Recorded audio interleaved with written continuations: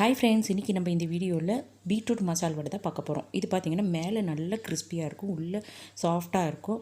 Beetroot சேர்த்திருக்கிறனால டேஸ்ட்டும் உங்களுக்கு கொஞ்சம் டிஃப்ரெண்ட்டாக இருக்கும் மசால் வடையில். வாங்க எப்படி செய்கிறதுன்னு பார்க்கலாம். வீடியோக்குள்ளே போயிடலாம். நான் ஒரு கடலைப்பருப்பு ஒரு கப் அளவுக்கு 4 மணி நேரம் ஊற வச்சுருக்கேன். இது கூடவே வரமிளகாவே நான் சேர்த்து ஊற வச்சுட்டேன். உங்களுக்கு காரத்துக்கு தகுந்த மாதிரி வரமிளகாவை இது கூடயே சேர்த்திக்கோங்க. ஒரு மிக்ஸி ஜாரில் சேர்த்திட்டு நல்லா குறைன்னு அரைச்சி ஒரு பவுலில் சேர்த்திக்கலாம். இது கூட குட்டி குட்டியாக கட் பண்ண கருவேப்பிலை சேர்த்திக்கலாம்.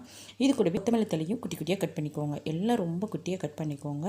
அப்புறம் இது கூடவே சோம்பு ஒரு டேபிள் ஸ்பூன் சேர்த்திக்கிறேன். இஞ்சி ஒரு துண்டு அளவுக்கு குட்டி குட்டியாக கட் பண்ணி சேர்த்திக்கலாம். அப்புறம் இது கூடவே ஒரு பெரிய வெங்காயத்தை அரை வெங்காயம் நான் எடுத்திருக்கேன். ரொம்ப சேர்த்துனா கொதன்னு ஆயிரும். அதனால் கொஞ்சமாக சேர்த்துனா போதும். வெங்காயம் ரொம்ப சேர்த்த வேண்டாம். நான் அந்த சாப்பரில் போட்டு நல்லா குட்டி குட்டியாக பீஸாக வர மாதிரி சாப் பண்ணி போட்டுக்கிட்டேன். ஒரு குட்டி பீட்ரூட்டை நல்லா தோல் சீவிட்டு அந்த துருவுறது இருக்கு இல்லைங்களா, காய் துருவுறது, அதில் குட்டியாக இருக்கும். அந்த ஹோலில் நான் திருவிக்கிட்டேன். பெரிய பல்ல துருவுறது குட்டி பல்ல துருவுனா கொஞ்சம் நல்லாயிருக்கும். அதுக்காகத்தான். இதற்கு தேவையான அளவு உப்பு சேர்த்திக்கலாம். நம்ம சேர்த்திட்டு கையிலேயே நல்லா பிசைஞ்சு விட்டுக்கலாம். தண்ணியெல்லாம் எதுவும் சேர்க்க வேண்டாம். அந்த வெங்காயத்தில் பருப்பில் இருக்கிற தண்ணியே நம்மளுக்கு போதும். அதனால் நல்லா கலந்து விட்டுக்கணும். கையிலேயே கலந்ததுக்கப்புறம் உங்களுக்கு தண்ணியாட்டம் இருக்கிற மாதிரி இருந்தால் அரிசி மாவு கொஞ்சம் நான் ஒரு 2 டேபிள் ஸ்பூன் அளவுக்கு ஃபஸ்ட்டு சேர்த்திக்கிறேன். அதுக்கப்புறம் நம்ம பார்த்துட்டு அந்த இறுகு இல்லைங்களா, கொஞ்சம் லைட்டாக இறுகிற மாதிரி இருக்கும்போது நம்ம அந்த ஸ்டேஜில் எடுத்துட்டால் போதும். நான் ஒரு 2 டேபிள் ஸ்பூன் சேர்த்திக்கிறேன். இந்த மாதிரி சேர்த்திட்டு கையில் இப்படி தட்டி பாருங்கள்.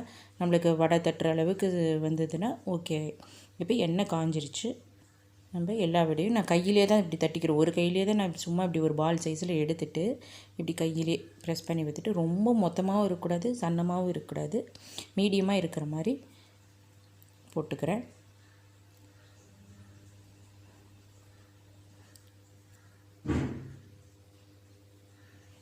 இப்போ ஒரு சைடு வெந்துருச்சு, இன்னொரு பக்கம் திருப்பி போட்டுக்கலாம். இது கண்டிப்பாக நார்மலான மசாலா விட இது சூப்பராக இருக்குது. டேஸ்ட்டு வேறு லெவலில் இருக்குது. இப்போ நம்மளோட சூப்பரான பீட்ரூட் மசாலா வடை ரெடி ஆயிடுச்சு. பார்த்தீங்களா? இதை எடுத்து ஒரு பிளேட்டில் ட்ரான்ஸ்ஃபர் பண்ணிடலாம். அவ்வளோதான், நம்மளோட சூப்பரான பீட்ரூட் மசாலா வடை ரெடி ஆயிடுச்சு. இந்த வீடியோ உங்களுக்கு யூஸ்ஃபுல்லாக இருந்ததுன்னா நம்ம சேனலில் சப்ஸ்கிரைப் பண்ணிக்கோங்க. அதுக்கு பக்கத்தில் இருக்கிற பெல் பட்டனையும் அழுத்திக்கோங்க. எப்போல்லாம் நான் வீடியோ போடுறோம் உங்களுக்கு நோட்டிஃபிகேஷன் வரும். டாடா பாய், see you, take care.